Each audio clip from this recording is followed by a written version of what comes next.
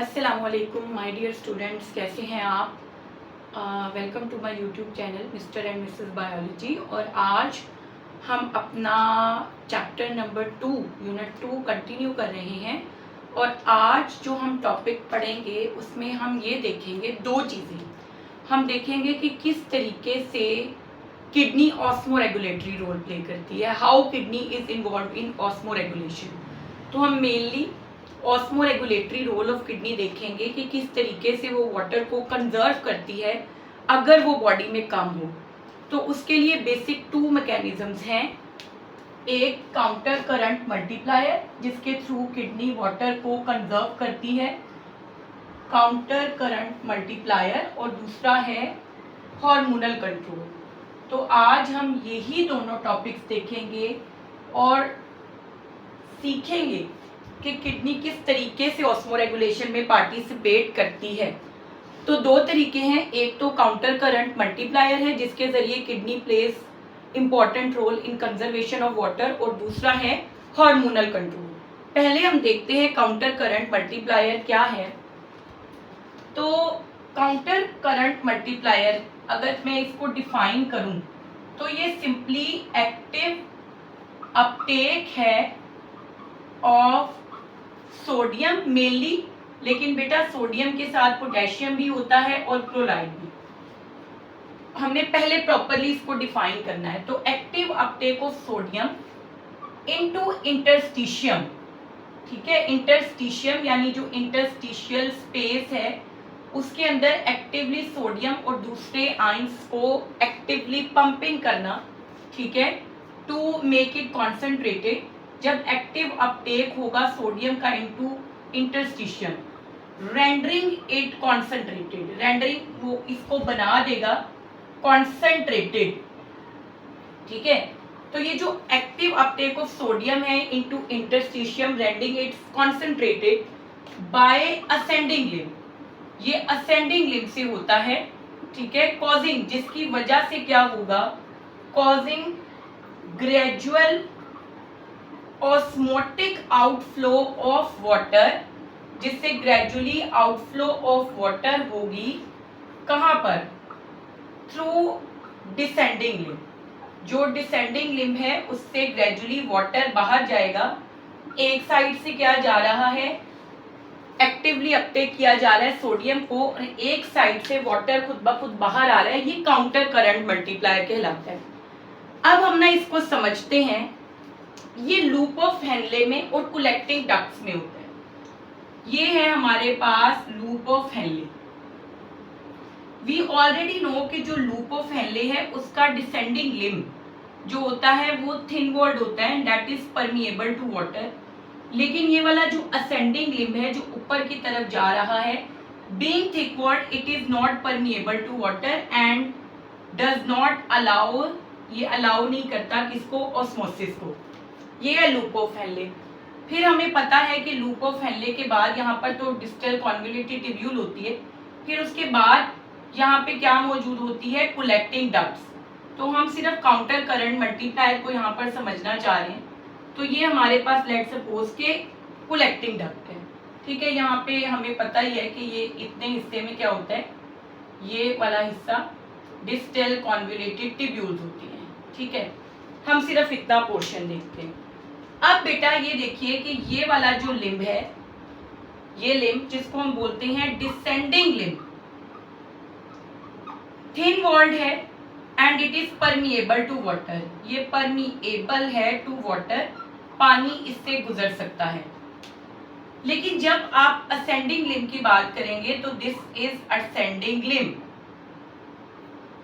जो ascending limb है वो थिक वॉल्ड है and is not permeable to water.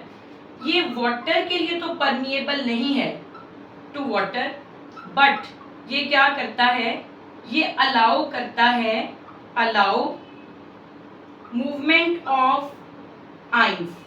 ये एक्टिवली आइंस की जो मूवमेंट है उसको अलाउ करता है एक्टिवली। तो ये दोनों में फर्क है। ये हमारे पास जो लूप ऑफ हेनले है उसमें ये है कि उसके 2 लिम्ब्स हैं, एक डिसेंडिंग लिम्ब और एक असेंडिंग लिम्ब, ठीक है बेटा। ये है लूप ऑफ हेनले। अब इनमें फर्क ये है कि जो डिसेंडिंग लिम्ब है वो तो थिन वॉल्ड है, जिसकी वजह से it is permeable to water, लेकिन जो असेंडिंग लिम्ब है वो थिक वॉल्ड है and that is not permeable to water, but वो आयंस की मूवमेंट अलाउ करता है। इसके सेल्स में चैनल्स होते हैं, ठीक है। जो असेंडिंग लिम्ब है उसके सेल्स हैं लेट सपोज, तो उनके सेल्स की मेम्ब्रेन्स के अंदर इस तरह से स्पेसिफिक चैनल्स होंगे जिसके थ्रू आयंस गुजर सकते हैं, ठीक है। इस तरह आयंस की मूवमेंट मुमकिन है। तो यहाँ पर ascending limb permeable to water तो नहीं है बट टू आयंस है। अब होता ये है कि एक्टिवली जो ग्लोमेरुलर फिल्ट्रेट है इससे सोडियम को मेनली, लेकिन इसके साथ साथ पोटेशियम और क्लोराइड आयंस को एक्टिवली पंप किया जाता है ग्लोमेरुलर फिल्ट्रेट से इस लिम्ब के through into the interstitium. Interstitium हम किसको कहते हैं? ये जो सराउंडिंग स्पेस है, नेफ्रॉन के जो सेल्स हैं उनके सराउंडिंग में ये जो होलो स्पेस है ये इंटरस्टिशियम कहलाती है। तो यहाँ पर फ्लूइड जमा होता है जिसको हम इंटरस्टिशियल फ्लूइड भी बोलते हैं। तो जब सारे सॉल्ट्स को एक्टिवली इस स्पेस में, जिसको हम इंटरस्टिशियम कहते हैं, पंप किया जाएगा तो ये हाईली क्या हो जाएगी बेटा? कॉन्सेंट्रेटेड। ये जो इंटरस्टिशियम है दैट बिकम्स हाईली कॉन्सेंट्रेटेड, ठीक है। तो मेड्यूलरी जो रीजन होता है ना, ये वाला पोर्शन आपको भी पता है कि ये मेड्यूला में है। इतना पोर्शन जो होता है उससे ऊपर वाला पोर्शन रीनल कॉर्टेक्स में होता है और ये वाला रीनल मेड्यूला में। तो आप ये देखिए कि जब इंटरस्टिशियम बहुत ज्यादा कॉन्सेंट्रेटेड हो जाएगा तो पीछे से क्या होगा? Basically water. अब ये इंटरस्टिशियम जो सराउंडिंग एरिया है उसमें बहुत ज्यादा कॉन्सेंट्रेटेड है।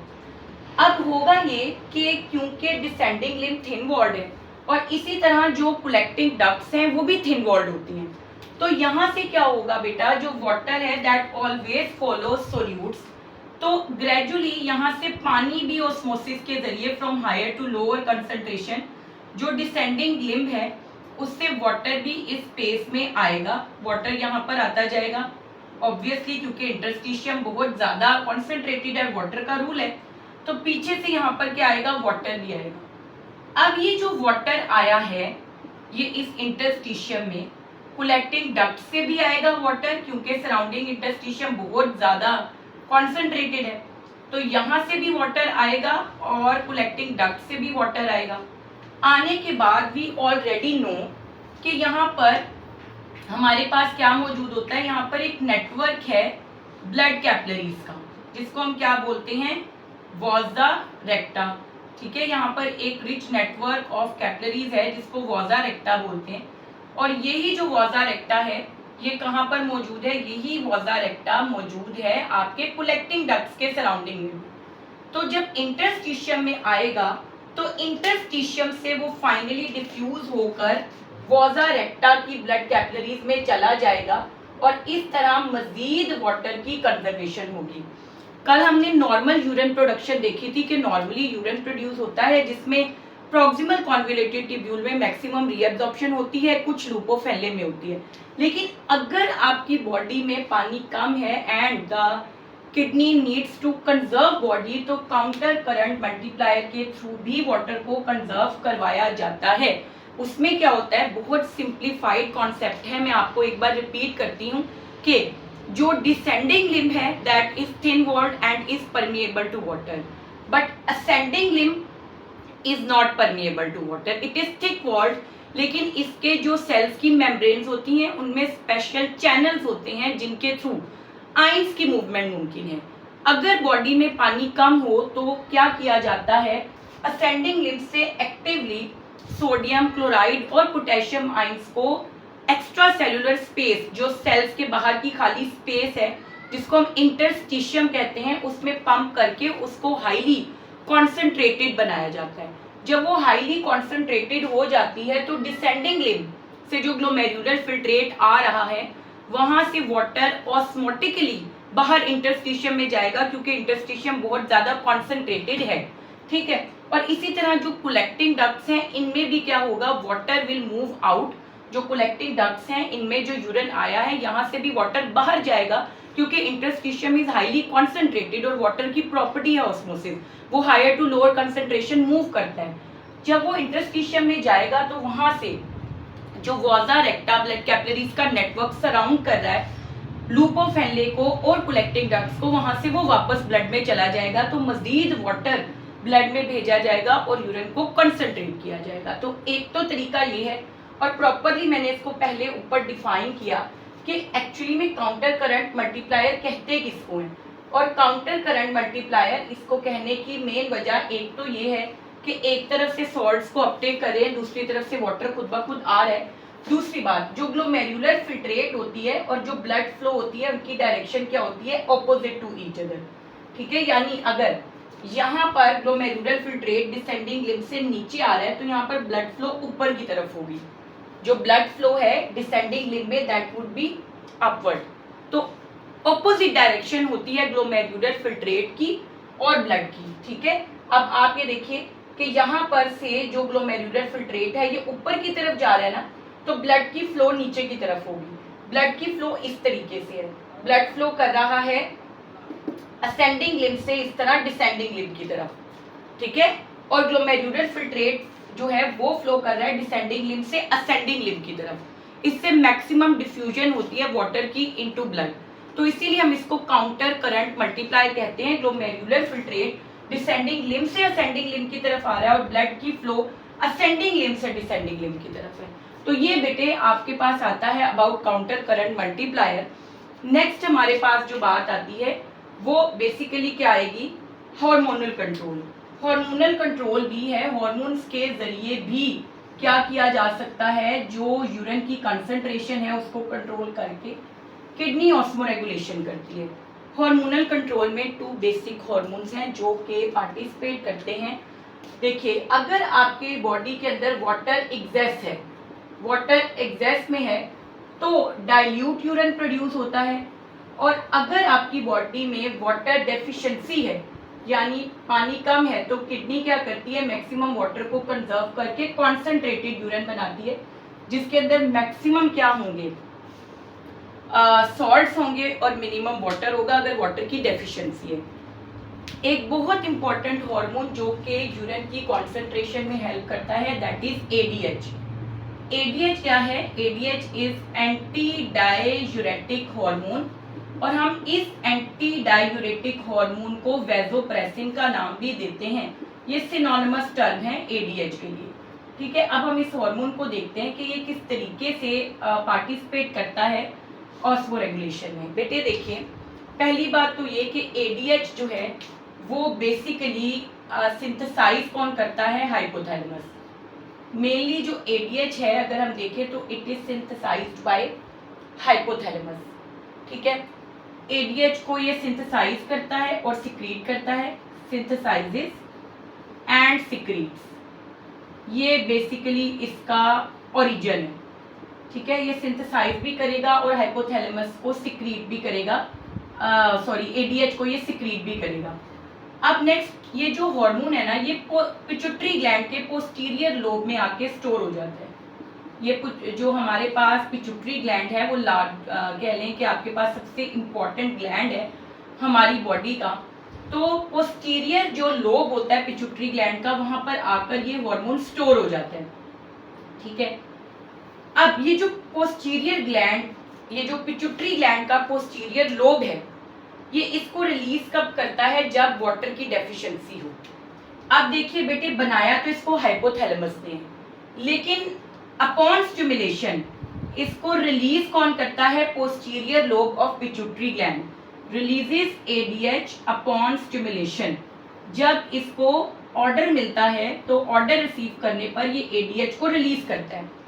अब एडीएच का रिलीज सिग्नल क्या है, अगर हम स्टिमुलस देखें कि क्या स्टिमुलस है एडीएच का, तो वो है वाटर डेफिशिएंसी।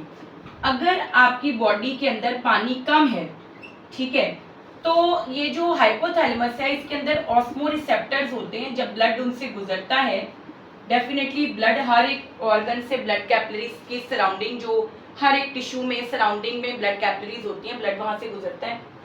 अगर आपके ब्लड के अंदर सॉल्ट्स ज्यादा हैं और पानी कम है वाटर डेफिशिएंसी है और सॉल्ट्स जो हैं एग्जेसिव हैं, तो ये रिलीज होता है। इसका स्टिमुलस क्या है? इसका स्टिमुलस है water deficiency and excessive salts in blood. अगर ब्लड के अंदर वाटर की डेफिशिएंसी है और सॉल्ट्स बहुत ज़्यादा हैं तो ऑस्मोरिसेप्टर्स होते हैं हाइपोथैलेमस में, वो डिटेक्ट करते हैं कि भाई पानी के अंदर, ब्लड के अंदर वाटर की डेफिशिएंसी है और सॉल्ट्स ज़्यादा हैं, और फिर ये पिट्यूटरी ग्लैंड को स्टिमुलेट करते हैं, पिट्यूटरी ग्लैंड को ऑर्डर देते हैं कि एडीएच रिलीज करो, और पिट्यूटरी ग्लैंड एडीएच रिलीज कर देता है। ठीक है, अब एडीएच का स्टिमुलस, तो ये अब इसका टारगेट क्या है? तो बेटे इसका टारगेट होता है मेनली कलेक्टिंग डक्ट्स। ये कलेक्टिंग डक्ट्स के पास जाता है और वहां पर ये फंक्शन क्या परफॉर्म करता है? It makes collecting ducts more permeable to water. ठीक है, ये क्या बनाता है? मेक्स के एडीएच जाके कलेक्टिंग डक्ट के सेल्स के साथ बाइंड करेगा और बना देगा make cells of collecting ducts more permeable to water, जिसकी वजह से वाटर जो है वो मैक्सिमम क्या आएगा? वापस आएगा ग्लोमेरुलर फिल्ट्रेट से इंटरस्टिशियम में, और इंटरस्टिशियम से वापस कहाँ पर चला जाएगा? ब्लड में। तो अगर पानी की कमी हो तो हाइपोथैलेमस में ऑस्मोरिसेप्टर्स होते हैं जो कि डिटेक्ट करते हैं कि वाटर कम है और सॉल्ट ज़्यादा है, और फिर इस तरीके से वो स्टिमुलेट करते हैं पिट्यूटरी ग्लैंड को कि वो रिलीज करे एडीएच, और एडीएच जब रिलीज होता है तो वो बेसिकली किसको टारगेट करता है? कलेक्टिंग डक्ट्स को, और वहाँ पर प्रमोट करता है उनकी परमिएबिलिटी को फॉर वाटर, जिसकी वजह से वाटर डिफ्यूज होकर इंटरस्टिशियम में आता है और इंटरस्टिशियम से वोजा रेक्टा यानी ब्लड कैपिलरीज के अंदर चला जाता है। इन केस अगर हम देखें तो अगर आपकी बॉडी में वाटर, एक और चीज है, एक तो हाइपोथैलेमस क्या करता है? पिट्यूटरी ग्लैंड को स्टिमुलेट करता है कि वो एडीएच रिलीज करे ताकि वाटर की रीअब्जॉर्प्शन को प्रमोट किया जाए। मोर ओवर ये करता है हाइपोथैलेमस जो है वो थर्स्ट भी जनरेट करता है। हाइपोथैलेमस में जब ऑस्मोरिसेप्टर पानी की कमी को करते हैं डिटेक्ट, तो इट जनरेट्स थर्स्ट, ताकि आप पानी पिए क्योंकि आपकी बॉडी में पानी कम है। अब इसी तरह इसकी इनहिबिशन कैसे होती है? ये सिक्रीट तो होता है, हमने देख लिया पानी की कमी में, लेकिन बेटे इसकी इनहिबिशन कैसे होगी? ये सिक्रीट कब नहीं होगा? तो अगर वाटर एग्जेसिव है, अगर आपकी बॉडी में वाटर एग्जेसिव है तो ऑटोमेटिकली इसकी सिक्रीशन इनहिबिट हो जाएगी। पानी ज्यादा है तो इसकी सिक्रीशन हो जाएगी इनहिबिट, पानी ज्यादा है तो इसकी सिक्रीशन इनहिबिट हो जाएगी। इसकी इनहिबिशन से क्या होगा? इसकी इनहिबिशन का कॉन्सिक्वेंस यानी नतीजा ये निकलेगा जब ये इनहिबिट हो जाएगा कि जो कलेक्टिंग डक्ट्स के सेल्स हैं, कलेक्टिंग डक्ट्स क्या हो जाती हैं? Become less permeable to water. अब वो लेस परमिएबल टू वाटर होती हैं और पानी को एब्जॉर्ब नहीं करवाती ब्लड के अंदर, और इस तरीके से डाइल्यूट यूरिन एक्सक्रीट होता है। Collecting ducts become less permeable to water, ठीक है, और इसकी वजह से क्या होता है? एक्सक्रीटिंग डाइल्यूट यूरिन, क्योंकि पानी दोबारा से नहीं हो रहा है एब्जॉर्ब, तो डाइल्यूट यूरिन प्रोड्यूस होगा क्योंकि पानी एक्सेस में है। तो ये एक तो एडीएच है जो इस तरीके से पार्टिसिपेट करता है ऑस्मोरेगुलेशन में, कि अगर एंटी डायूरेटिक आपके पास हार्मोन जो है वो मेनली किस तरीके से इफेक्ट करता है आपकी बॉडी को, अगर पानी कम है तो ये रिलीज होता है। किस तरह? हाइपोथैलेमस के ऑस्मोरिसेप्टर्स डिटेक्ट करते हैं कि पानी कम है, सॉल्ट्स ज्यादा हैं, प्यास भी लगती है ताकि आप पानी ज्यादा पिए। मोर ओवर एडीएच जो है वो कलेक्टिंग डक्ट्स को परमिएबल टू वाटर बनाता है ताकि पानी इनमें से गुजर के इंटरस्टिशियम में आए और इंटरस्टिशियम से ब्लड में जाए। और अगर आपकी बॉडी के अंदर पानी ज्यादा है तो ऑटोमेटिकली इसकी सिक्रीशन क्या हो जाती है? इनहिबिट हो जाती है, जिसके नतीजे में collecting ducts less permeable to water हो जाती हैं और डाइल्यूट यूरिन प्रोड्यूस होता है। अब बेटे एक और भी हार्मोन है जो कि रोल प्ले करता है इसके अंदर यूरिन की कॉन्सेंट्रेशन को इफेक्ट करता है, दैट इज एल्डोस्टेरोन। वो है एल्डोस्टेरोन, ठीक है। तो जब आप एल्डोस्टेरोन की बात करते हैं उससे पहले मैं आपको बता दूं कि जो एडीएच है वो ना सिर्फ वाटर और सॉल्ट्स को रेगुलेट करता है, बल्कि वाटर और सॉल्ट्स की रेगुलेशन से जो एडीएच है वो क्या करता है? आपके ब्लड प्रेशर को भी रेगुलेट करता है। यानी एडीएच क्या करता है? आपके ब्लड प्रेशर को बढ़ाता है। अगर आपकी बॉडी में पानी कम है, ठीक है, तो उसको मैक्सिमम कंजर्व करवाएगा एडीएच, जिसके बाइस वो क्या करता है, ब्लड वॉल्यूम को इंक्रीज करवाता है, और जब ब्लड वॉल्यूम बढ़ता है तो उसके नतीजे में ब्लड का प्रेशर भी बढ़ता है। तो एडीएच जो है वो ना सिर्फ आपके बॉडी में कंसंट्रेशन ऑफ यूरिन को देखता है बल्कि ब्लड प्रेशर को भी रेगुलेट करवाता है, क्योंकि जब एडीएच रिलीज होता है तो मैक्सिमम वाटर बॉडी में कंजर्व रहता है, जिससे बॉडी में ब्लड का वॉल्यूम बढ़ता है और कॉन्सिक्वेंटली ब्लड का प्रेशर भी इंक्रीज हो जाता है। मोरओवर, इससे पहले मैं एक और भी आपसे पॉइंट डिस्कस कर दूं, वो है डायबिटीज इंसिपाइडस। बेटे, अगर किसी का जो पिट्यूटरी का पोस्टीरियर लोब है वो डैमेज हो जाए और वो एडीएच ना रिलीज कर पाए, या एडीएच की सिक्रीशन अंडर हो यानी नॉर्मल से कम हो, तो इस तरह के जो पेशेंट्स होते हैं उनमें फ्रीक्वेंट डाइल्यूट यूरिनेशन होती है फॉलोड बाय थर्स्ट, और उनमें बहुत ज्यादा खतरा होता है कि वाटर लॉस, क्योंकि बहुत ज्यादा हो रहा है, किडनी वाटर कंजर्व नहीं कर रही, तो उनकी बॉडी डिहाइड्रेट हो सकती है, और डिहाइड्रेशन की वजह से ब्लड प्रेशर बहुत लो हो सकता है, और ब्लड प्रेशर लो होने की वजह से अदर प्रॉब्लम्स भी होते हैं। तो इस कंडीशन को हम डायबिटीज इंसिपाइडस कहते हैं। डायबिटीज इंसिपाइडस का जो मेजर कॉज है वो क्या है, अंडर सिक्रीशन ऑफ एडीएच, कि एडीएच या तो उसकी सिक्रीशन कम है या फिर वो नो सिक्रीशन, वो सिक्रीट ही नहीं हो रहा, और इसका कॉज क्या हो सकता है, डैमेज टू पिट्यूटरी। जो पोस्टीरियर लोब है पिट्यूटरी ग्लैंड का, वो डैमेज अगर हो जाए तो बेसिकली ये हो सकता है। और इसके अंदर क्या होता है, बेसिकली इसका सिम्टम क्या है, frequent dilute urination followed by thirst. इस तरह के पेशेंट्स को बहुत ज्यादा डाइल्यूट फ्रीक्वेंट यूरिनेशन होगी, बहुत ज्यादा प्यास लगेगी, और खतरा होता है कि उनकी बॉडी में क्या हो सकती है, डिहाइड्रेशन पूरी तरह से। तो ये एडीएच इतना इंपॉर्टेंट रोल प्ले करता है। और नेक्स्ट हमारे पास है एल्डोस्टेरोन। तो बेटे, पहला तो हमने ये देख लिया एडीएच, दूसरा एल्डोस्टेरोन है।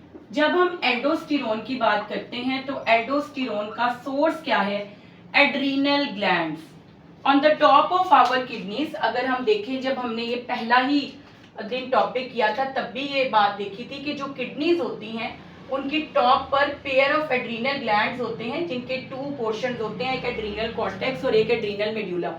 तो जो हमारे पास एड्रीनल कॉर्टेक्स होते हैं वो एल्डोस्टेरोन रिलीज करती है। अगर आप इसका सोर्स देखें कि क्या है, तो इसका सोर्स है एड्रीनल कॉर्टेक्स, और एड्रीनल कॉर्टेक्स जो है वो पार्ट है किसका, एड्रीनल ग्लैंड्स का, और एड्रीनल ग्लैंड्स कहां पर लोकेटेड होते हैं, on the top of each kidney.